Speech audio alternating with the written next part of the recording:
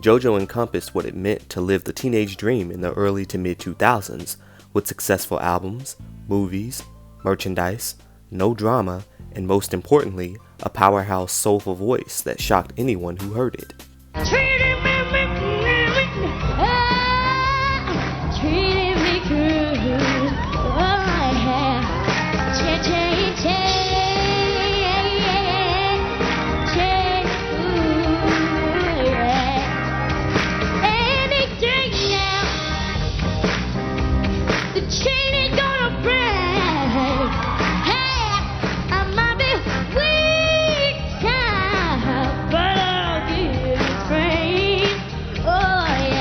But in an instant, this songbird would be caged by the powers that be, and they would mute that beautiful voice she was given, as it would no longer be hers to own.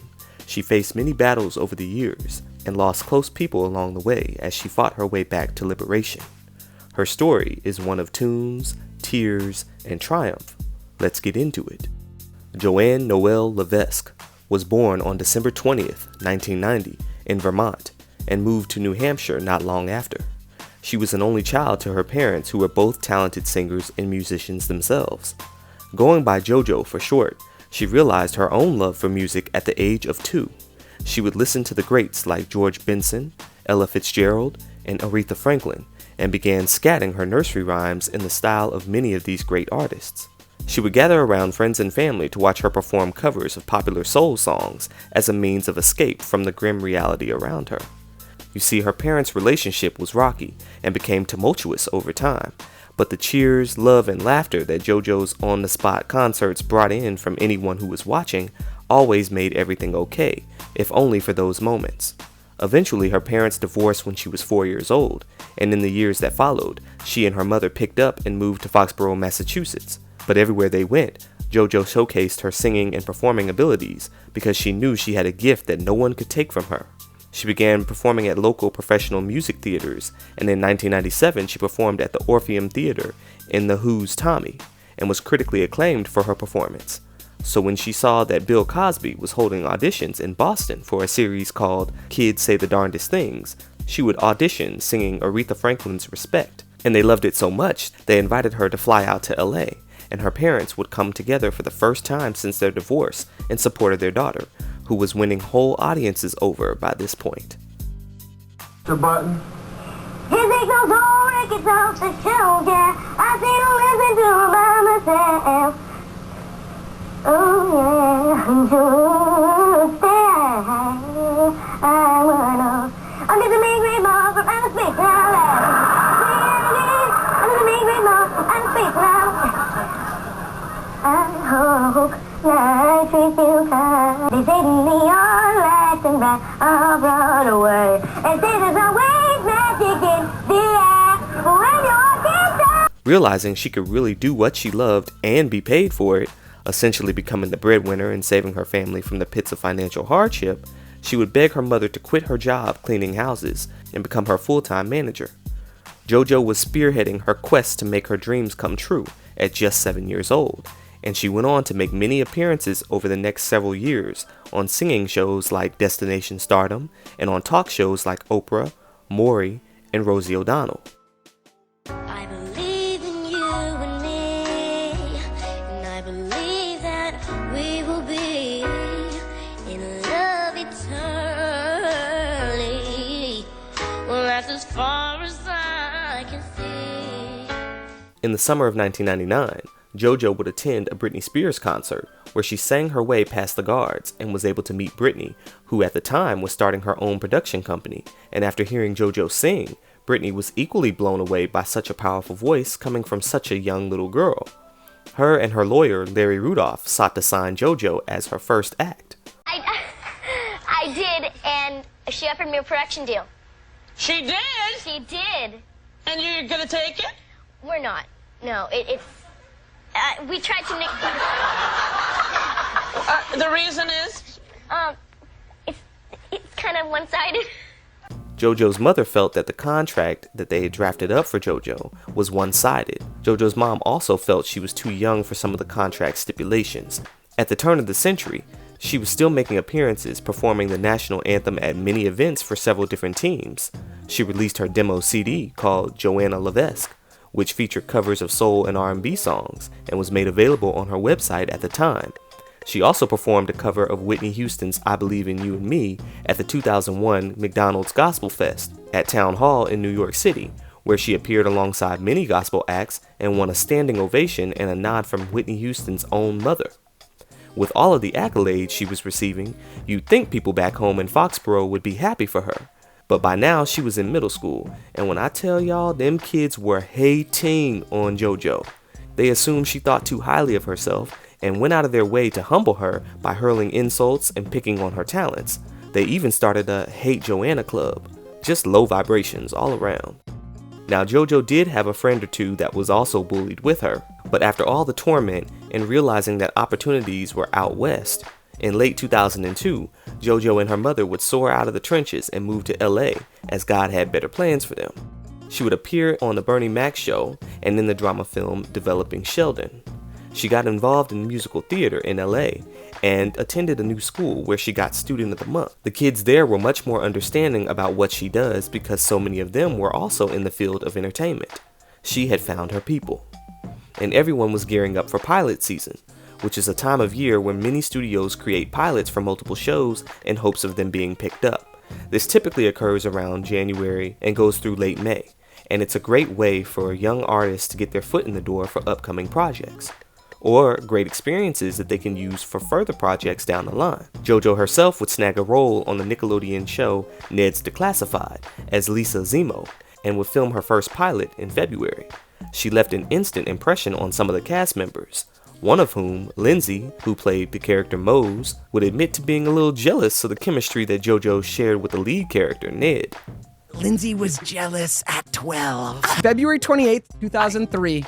Devin, you and Joanna are so cute together. Who she's referring to is JoJo, who played the original Lisa Zemo on the Ned's pilot, who we were friendly, but I don't think I had a crush on... I can't remember that part either. I know. She says, you know what y'all want to do.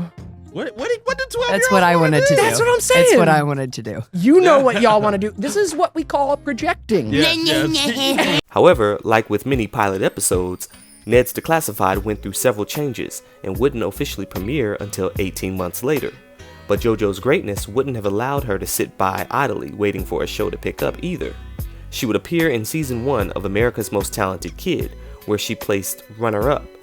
And though she was devastated, she would meet James Womack, who introduced her to many key industry people, one being executive producer Vincent Herbert, who decided he would sign JoJo to his production company and sought to get a record label for them both to be signed to. Vincent was betting everything on this one. I remember him telling me verbatim, I'm putting everything I have behind this little girl. Like, what? What are you talking about? What a thing to say. Everything. I said, everything? You're like, that sounds risky. No, but JoJo had already received many record deal offers, including one from Tommy Mottola up at Sony, but she would ultimately find her home at Blackground Records, where she would audition for the infamous man with the plan, Barry Hankerson.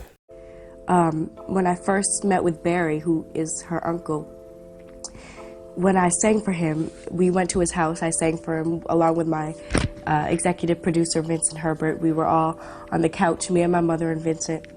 And after I sang, he got teary-eyed, and he said, it was like baby girl, who's Aaliyah, was over your shoulder saying, look at what I brought for you, Uncle Barry. We all started bawling our eyes out. Just the similarities and the weird instances that have happened. I mean, I think she is watching over me. Now, young JoJo being told that Aaliyah, who was everybody's angel, led her to Blackground Records, would pull at just enough heartstrings for anyone to sign. JoJo was honored and tearfully, yet happily, signed, which unfortunately sealed a fate along with every other artist on that label, but more on that later. JoJo's addition breathed new life into the label, which JoJo says were like a big happy family in the beginning. She got right to work recording her self-titled debut album over an 8-month period and worked with producers like Mike City, Bink, and the Underdogs. Her album, which combined teen pop with R&B, consisted of lyrics from JoJo's vantage point at age 13, and her R&B influence was especially present on songs like Sunshine, Fairy Tale, and The Happy Song, which were all gems, by the way. I like all three of them joints. The album also had a cover of SWV's Weak, as JoJo wanted to pay tribute to acts that inspired her. She had a great deal of creative control, even co-writing 3 songs for the project. However, there was one song that she wasn't particularly a fan of, and it was called Leave, Get Out.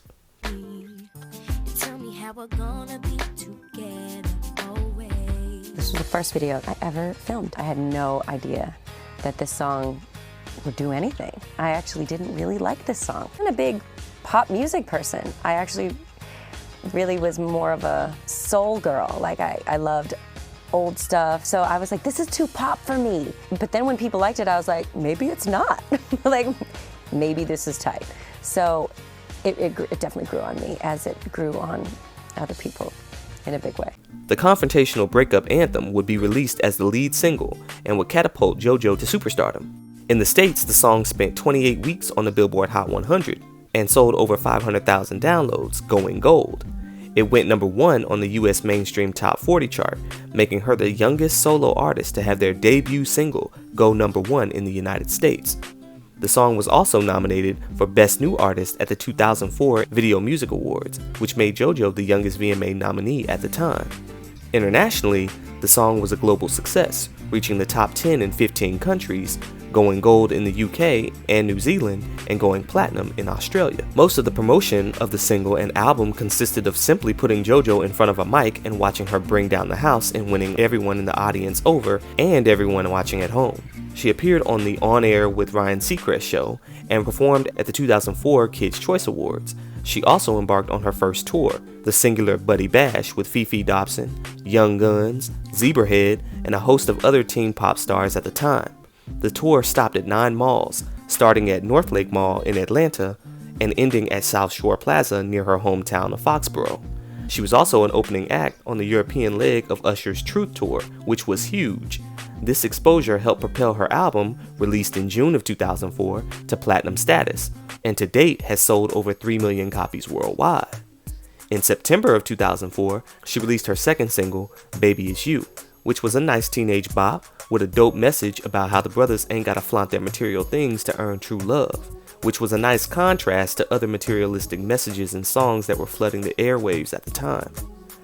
The music video was teen friendly and featured Bow Wow. It did some pretty good numbers on the TRL and 106 in Park countdowns. The single would ultimately peak at number 22 in the US and number 8 in the UK.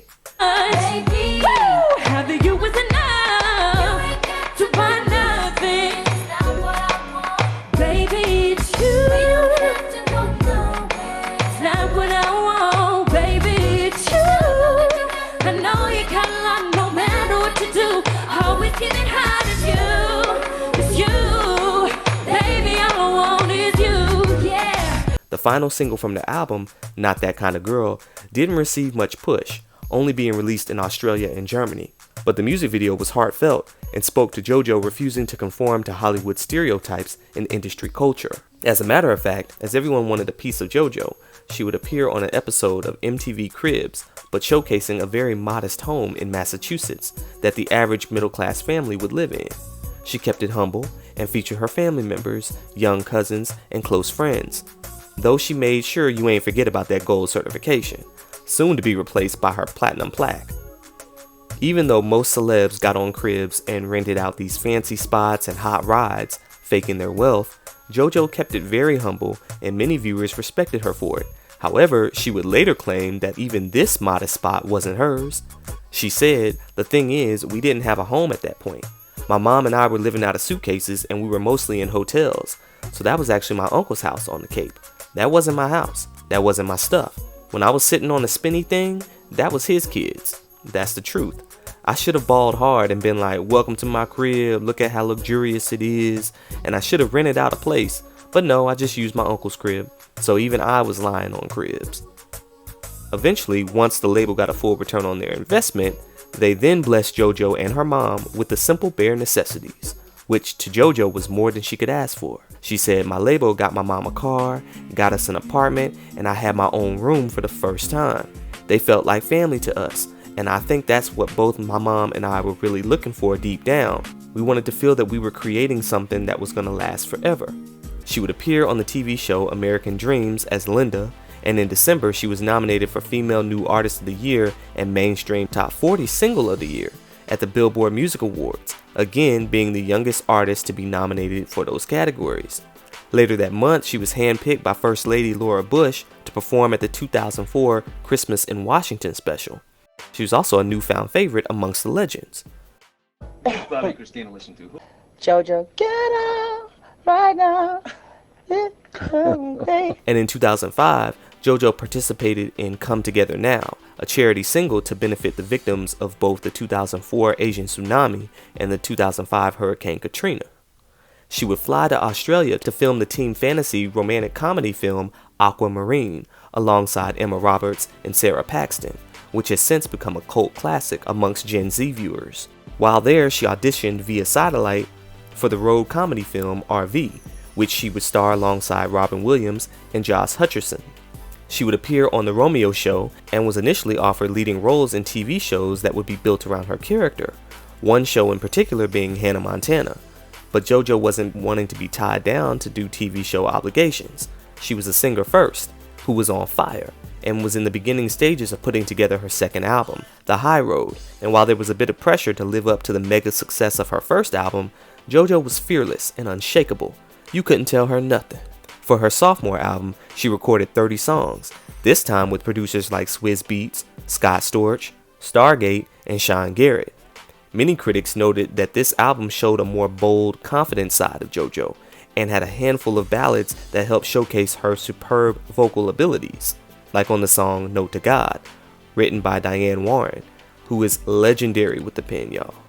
JoJo said that the music style is mostly urban like my first album, but there are some rock elements too, and those elements will be prevalent on her lead single, Too Little Too Late, released on the 24th of July, 2006, and co-written by Ruth Ann Cunningham, who was a teenager herself. And when Vincent played the track for JoJo, she knew she not only wanted to record the song, but also wanted it to be the album's first single.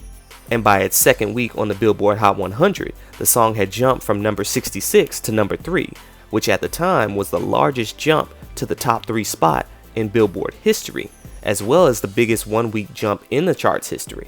To date, the song is JoJo's most successful hit, going platinum in the States and overseas.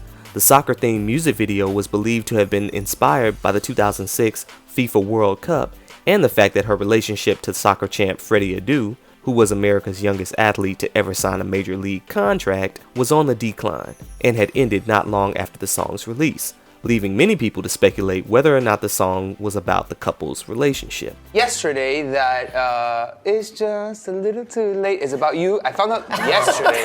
I had heard that song growing up on the radio. No one told me to check the music video. They thought it was going to be me that made him put his head in his hands. Okay, but here's the thing. But yes, it was technically, but the details are a little fuzzy. So no remix. We need the Freddie Adu remix. My young angsty self used to listen to that song before I even knew that you might have been an inspiration. But it's a banger. Mad respect to JoJo. She's very talented. Look her up, yo. She had hits. In promotion of the album, in September, fans were able to buy from the iTunes store snippets of 3 songs, The Way You Do Me, Let It Rain, and This Time. The 3 promotional singles were to be released to raise hype for the album after the success of the lead single. JoJo will perform Too Little Too Late and This Time on TRL a week later, and she would also perform a handful of songs on sessions at AOL ahead of the album's release. And when it dropped in October, it went to number 3 on the Billboard 200 and went gold in 3 countries. Again, another successful effort.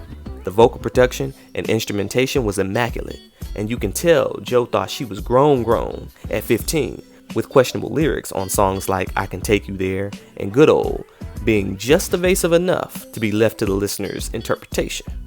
Though JoJo had the pop rock fusions on this album, like on the song Exceptional and Coming For You, she still stayed true to her R&B sound. Her second single, How to Touch a Girl, was a critic favorite, and it could easily be played in any 2000s romance film. The song, however, missed the mark on the charts, only appearing at number 76 on the pop chart. Her third single, Anything, was one of my personal favorites, and it sampled Toto's Africa brilliantly. The single was moderately successful overseas, reaching the top 10 in the UK and the top 20 in Ireland, and JoJo would make a few appearances in the UK to perform the song. For the music video, her UK street team had launched a competition for fans to create their own video for the song that would appear on the enhanced CD single when it was released. A fan did win the video competition, but Blackground never came through with the production for whatever reason, and thus began an endless series of disappointments from her label that would never again fully support another project from JoJo. But still, she was in such high demand. Her cover of Beautiful Girls by Sean Kingston leaked onto the internet, and it generated so much buzz that it was released as a promotional single a month later, and debuted at number 39 on the Billboard Rhythmic Top 40, but with no further support from the label. And this is where things would fall apart for JoJo, and even for other Blackground artists. You see, after the tragic death of Aaliyah and her crew back in 2001, between lawsuits and bad press, Blackground Records and their distributor at the time, Virgin Records, pretty much had a nasty divorce. That's the best way to put it. But Blackground would sign a new agreement with Universal as their distributor. But by now, they had lost that distribution deal too, making it mission impossible to release new records. On top of that, Vincent Herbert had a major falling out with the label and decided to take his business elsewhere. And with Vincent at this point being the main one promoting JoJo, him leaving was very devastating for her. And she noticed all of her efforts being placed on the back burner from then on out. Also, certain personnel at the label felt some type of way about not seeing percentages from JoJo's works outside of her music. I guess she was supposed to bank with Blackground Records as well, but didn't get the memo. As things started to sour professionally, her relationships with her family became strained as well. After experiencing and being witness to things that we, the public, don't know about, but are sure to be in JoJo's upcoming memoir, her mother became very resentful of the industry and sought to pull JoJo out on many occasions. At one point, their relationship got so volatile that JoJo had to fire her mother because she felt the pressure of managing would ultimately consume her. But being fired by your own daughter was not something that her mother was prepared to handle. So her mother would disappear for 10 days, and JoJo said, "I think she felt that I was ungrateful that I wanted her to just be my mom and not my manager anymore. It kind of sent her into a dark place, and I felt like it was my fault." JoJo felt it was best that they be apart from one another, so the minute she turned 18, she moved out and back to LA, this time by herself. She had been in the studio for the better part of a year working on her third album, then untitled, and told fans on MySpace that it would be out by her 18th birthday in December of 2008, but it had kept getting pushed back, as Blackground was still searching for a new distribution deal. In the meantime, she would post covers of popular songs online to keep fans excited and had played the lead role in Lifetime's True Confessions of a Hollywood Starlet. But many other artists at her label had been suing Blackground Records for their shady business dealings, and by 2009, with no end in sight to the drought from no distribution deal, JoJo herself filed suit against Blackground, citing a breach of contract, alleging that the label failed to secure distribution for her album and forced her into a state of limbo. She reportedly sought $500K for damages and to be released from her contract. But Blackground would then, all of a sudden, find distribution, this time with Interscope. So JoJo would drop the suit and strike up a new deal to release her third album, now titled All I Want Is Everything, to be distributed through Interscope. I don't know if it was the new bigwigs that they were working with, or if the higher-ups resented her for having filed suit, but whatever the case, they started criticizing her stunning good looks, and told her that they weren't going to release any new music from her unless she lost weight. I remember being sat down in the Blackground office and the president of the label being like, "We just want you to look as healthy as possible." And I was like, I'm actually the picture of health. I look like a healthy girl who eats and is active, and I don't think that this is about my health. I think that you want me to be really skinny. And he's like, "No, I wouldn't say that, blah, blah, blah. Let me see how skinny I can get, because maybe then they'll put out an album. Maybe I'm just so disgusting that no one wants to see me in a video and that they can't even look at me." That's really what I thought. They had her on a 500 calorie a day diet and gave her injections to suppress her appetite and slim down what was her naturally beautiful figure to fit these outlandish beauty standards that have absolutely nothing to do with her amazing talent or the amount of success that she already had. But singing for JoJo was like oxygen. She needed it and was going to do whatever it took to be able to release her music. Yet and still, they refused to put out her album after she lost weight, and the project would be leaked online, much to the satisfaction of us fans who had been impatiently waiting. But it was a slap in the face to JoJo, who had worked so hard on it.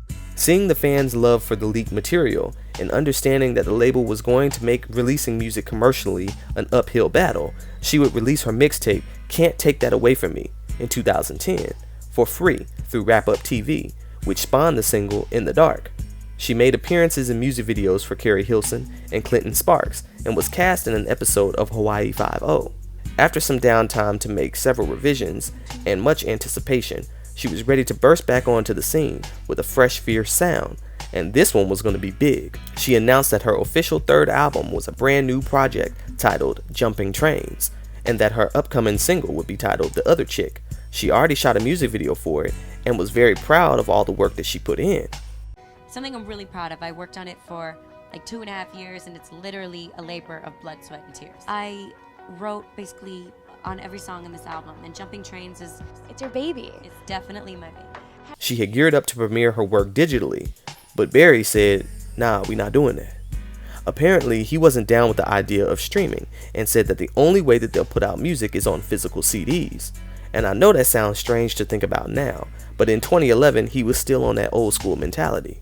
So they put the album on hold, and The Other Chick would not see the light of day until someone leaked the music video on YouTube 10 years later. A damn shame. So JoJo once again did covers of popular songs, and in the summer of 2011, her cover of Drake's song Marvin's Room went viral, thrusting her back into the spotlight and reintroducing her to so many people who thought she either stopped making music or simply passed away. Yeah, they thought that.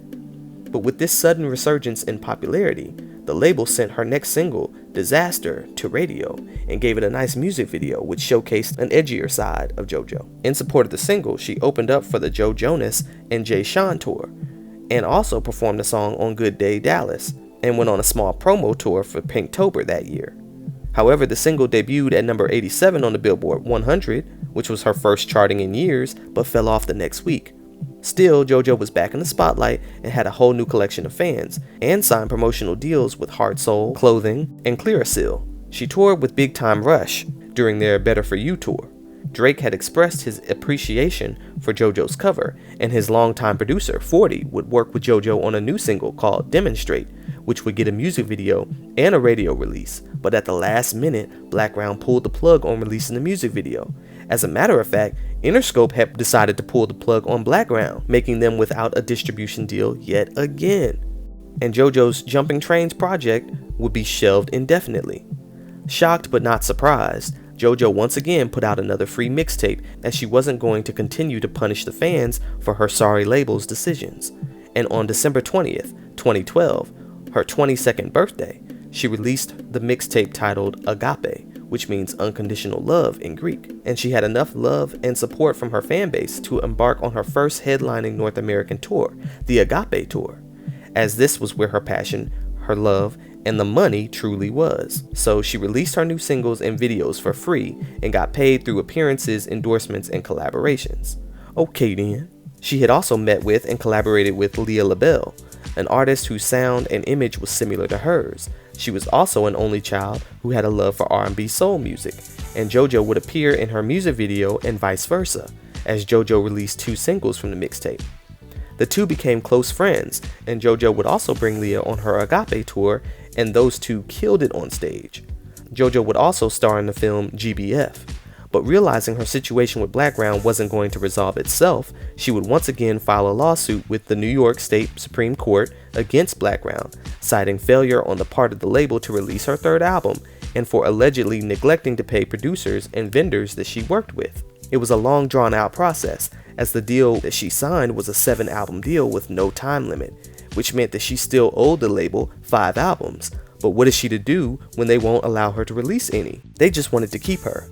but thankfully her lawyers were able to invoke the New York law that protects minors from being trapped in contracts that exceed 7 years, making her obligations to Blackground null and void back in 2011. Both parties came to a settlement out of court, not for money or materials, but to simply give JoJo back her namesake, her likeness, and her voice. That's all she really wanted, and that would be all she walked away with. Hell, Blackground couldn't afford to pay her if they wanted to. They were tied up in so much litigation that they would eventually go defunct. Now a free woman, many labels were calling, and she would sign with Atlantic Records and release 3 EPs in preparation for her first headlining world tour called the I Am JoJo Tour. Her EPs were Love Joe, which included cover songs of Atlantic affiliated artists like Anita Baker and Phil Collins, Love Joe 2, and 3, which produced the singles When Love Hurts, Say Love, and Save My Soul. The last track being an emotional song about the effects of addiction, which would take on a whole new meaning as JoJo would endure losses. First with Robin Williams, who had ended his life in 2014, as JoJo was real close with his family, especially his daughter Zelda. And JoJo would lose her own father in his sleep at age 60. His heart was weak from surgery and years of drug abuse, and it eventually gave out. And this was at a time when he and her were at their closest. In the past year, JoJo had been building back trust with her family, including her father, who lived in Boston. They, along with her mother, began meeting up as a trio, reconnecting whenever their schedules allowed, and remembering why they all loved each other. Her dad had saved every newspaper clipping of JoJo since the earliest days of her career. She said, "I don't know if he knew he was ailing, I don't know. But I can always feel good because our last conversations, we were so connected. I was so excited to talk to him." In January of 2016, Robin Williams' daughter Zelda would direct the music video for Save My Soul, which JoJo dedicated to the memory of her father and all those struggling with addiction. His death came at a time when JoJo was going through a bad breakup, and so she decided to reshift her sound and focus for her new album, which was almost complete at that time. In the end, her long-awaited third studio album, Mad Love, was finally released on October 14th, 2016, 10 years after her last album, and peaked at number 6 on the Billboard 200. The album's lead single, F Apologies, featured Wiz Khalifa, and it became a moderate success, charting on the US Billboard Pop Digital Songs chart at number 40 and number 18 on the UK R&B Singles chart. Fab, featuring Remy Ma, served as the album's second single. This time, JoJo had full creative control, co-writing every song on the album, and she would join Fifth Harmony on their 727 tour before embarking on her own Mad Love tour. She would also appear on an episode of Lethal Weapon. Unfortunately for JoJo, the A&R advocating for her at Atlantic Records ended up leaving, which left her feeling the same abandonment she felt at Blackground. She would eventually announce her departure from Atlantic Records and would face yet another tragedy when her good friend and industry peer Leah LaBelle, who by this time was stuck in similar litigations and didn't own her own voice, would never be freed from her shackles, as she would lose her life in a horrific auto accident.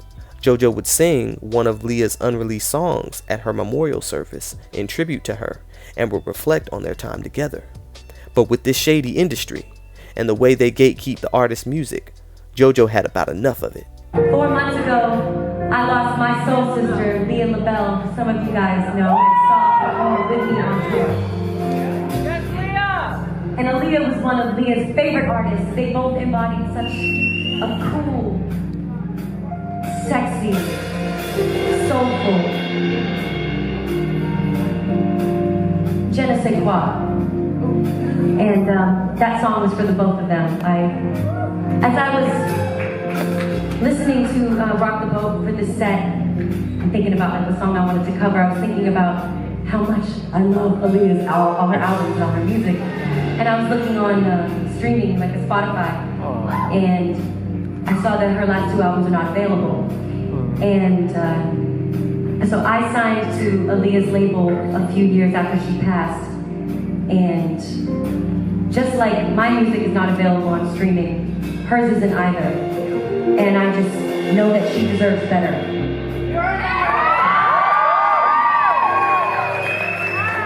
At this point, Blackground Records had been defunct for some years now. And remember when I said Barry didn't want to deal with streaming? Yeah, that meant that none of his artists' music was available on any streaming platform. That included Aaliyah's last 2 albums and JoJo's first 2 albums. So JoJo, who was now signed with Clover Music under Warner Brothers, decided that she was going to re-record both of her albums and title them 2018 editions, with new beats that are similar but not exact replicas. That way she could own the masters and the original writers can get paid for their work. And I can say just listening to these new versions was a real treat for us fans, and equally as therapeutic for JoJo to go back down memory lane. I can hardly wait. So she put up all the money herself, and recording albums, for anybody who's done it before, you know that it's not cheap. I recorded 2 songs a day. I knew that what my fans wanted wasn't a reinvented version of my first 2 albums. I really wanted to give them what they deserve, which is to be able to feel nostalgic with the music that they grew up with. We had to find ripped versions on YouTube of my own music so I could refer back to what these songs were, how they sounded. I re-sang everything. I did all my backgrounds. It was really cathartic. It was amazing to kind of get in touch with that 12-year-old and that 14-year-old when I was making those first 2 albums, because she was so pure and unjaded and excited. For many fans, nothing can beat the original, but on some of these songs, like on Homeboy and Yes or No, the songs are sung in a higher pitch, which actually puts a fresher, interesting spin on them. It makes me all the more excited for whatever year Miss Ashanti decides to drop her re-recorded album that us fans have waited 2 years on, man. What the deal, man? But anyways, I was hoping JoJo would re-record some of the bonus tracks too, but nah, she ain't do that. She did re-record Demonstrate, though it's unclear if we'll get that video, ever. Over the next few years, JoJo will release a slew of singles with music videos, the first of which was titled Joanna, which was a raw and stripped ballad which centers around the comments of haters, music critics, and fans telling her how much she's fallen off and how she might not ever rise to the heights she once saw. That much of her momentum was stunted and lost behind Blackground's need to keep her locked away. Singing in the third person, she mocks those opinions. It's sad how the world will chew you up and spit you out, but JoJo let it be known it ain't over. She would collaborate with PJ Morton on the song Say So, in which she won her very first Grammy for Best R&B Song at the 2020 Grammys. She would show up to the event when she heard that they were nominated. It was her first time ever at the Grammys. However, the years of negative remarks, disappointments, and self-doubt had taken its toll on JoJo, and she missed her moment. I knew we weren't going to win because everybody that we were nominated against, I knew in my heart that we weren't going to win. So after I did the red carpet, I went in the car and I went home. No, and I'm getting blown up. PJ's calling me, everyone's calling me, and he's like, "We won!" And I'm like, oh my God. And JoJo's voice on this song really made it so special and made a lot of people pay attention to it. So I just got to shout her out. We came here together. I don't know where she is, but and that taught me a valuable lesson too. Don't count yourself out. I had been counting myself out for years because I was so used to being overlooked or to not being, to being counted out, that I started to do that before other people did it. You know what I'm saying? Yeah. Because it's less painful sometimes to disinclude yourself. So. Right, it makes it if you don't win, it makes it easier. Yeah. Yes. All I know is the JoJo from 2004, hell, even the JoJo from 1998 would have went up there and accepted her award while they were still reading the nominees. You couldn't tell her nothing. Where did she go? Where was that fearless songbird who sang with joy in her heart throughout all of life's ebb and flow? As the year went on, JoJo slowly began to find her way back to herself, even amidst all the pain. She would release her 4th album, Good to Know, and it included a smash hit with Tory Lanez. But after the allegations of him shooting at Megan Thee Stallion, JoJo vowed to remove him from the upcoming deluxe edition of her album, which caused him to diss her and many other artists in the song Bittersweet. And many people took his side, up until his recent conviction had those same individuals sending mass "I'm sorry" messages across social media. But JoJo remained dignified, as she wasn't going to stand for abuse of any kind. She dropped a Christmas album, December Baby, before finding her ultimate healing on The Masked Singer, which was therapeutic to just get back to the singing, without being seen, without the judgment, just a love for the art. Eventually, good old Barry came around to releasing much of his kept records to streaming platforms, due to the high demand. This included JoJo's first 2 albums, and though this caught JoJo off guard, she reminded fans that she gains nothing from the original streams, and encourage listeners to stream the re-recorded versions if they truly want to support her as an artist.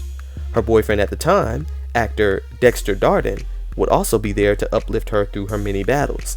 She dropped her album Trying Not to Think About It, which addresses the importance of mental health, and he would write on his social media that Trying Not to Think About It is a project that is vulnerable, honest, motivational, emotional, and most importantly, true. So many people battle with their brain and are afraid to express when they feel like they're losing this battle. You guys are not alone. To I Am JoJo, thank you for not only creating this piece of art, but for also encouraging others to talk about the state of their mental health. You using music as a gateway for healthy conversation is truly inspiring, and I'm so grateful I got to support you through this thing from beginning to end. He would cement his love for her by popping the question on her birthday in December of 2021, and she said yes. The couple shared their news in a loving, heartfelt post that had the ladies rejoicing and had the fellas feeling some type of way. And while I personally thought that JoJo would always wait for me, this simply wouldn't be the case. The couple had spent much of 2022, as most do, and us fans waited for a wedding date, but instead started getting encrypted posts from JoJo's Instagram stories in November of that year, saying, and just like that, I took the ring off my left hand and put it on my right, and people be lying, knowing they lying, knowing you know they lying, and they still lie. Eventually, it was confirmed that the pair were no longer together. She would be back at one and return back to the arts. She had a recurring role on All American and made her way to Broadway in the leading role of Satine in Moulin Rouge, the musical. And you know she was a beast with it. I mean, I don't even have to tell y'all. But JoJo has been through her fair share of unnecessary hardship in this industry, and her road was not easily traveled. But she has managed to prevail above it all, and let the world know I'm still here, damn it. And she deserves the spotlight just as much as anyone else. But most importantly, that her greatest joy is in singing and uplifting others through all the heartache and pain that life can bring. You feeling down? Allow Joanna to tear the roof off real quick. And now that she's got her voice and her rights, she's unstoppable. She just has to continue to believe it. We the fans believe in you. Keep doing your thing, JoJo. If anything, you've shown us you got this. This is Justified by Jury. Y'all know how to hit that like, and y'all know how to hit that subscribe. If you want to, do so. And I'ma catch y'all on the next one.